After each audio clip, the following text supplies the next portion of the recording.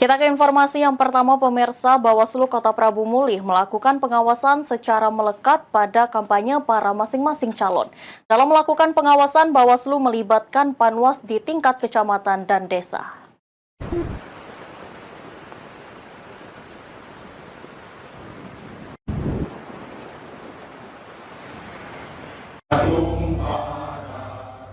Bawaslu Kota Prabu Muli melakukan pengawasan secara melekat pada kampanye para masing-masing calon. Pengawasan secara melekat di lapangan pun dilakukan Bawaslu Kota Prabu Muli untuk memonitor kegiatan kampanye seperti apa yang dilakukan para pasangan calon saat kampanye, agar terhindar dari pelanggaran aturan. Komisioner Bawaslu Prabu Muli Lia Siska Indriani mengatakan dalam melakukan pengawasan Bawaslu melibatkan Panwas di tingkat kecamatan dan desa.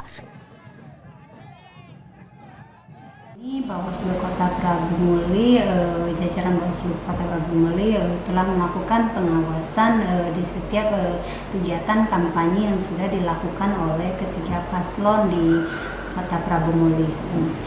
Seperti itu. Pengawasan seperti apa itu yang kita lakukan? Kita melakukan pengawasan secara melekat di lapangan terkait kampanye seperti apa yang dilakukan oleh pasangan calon.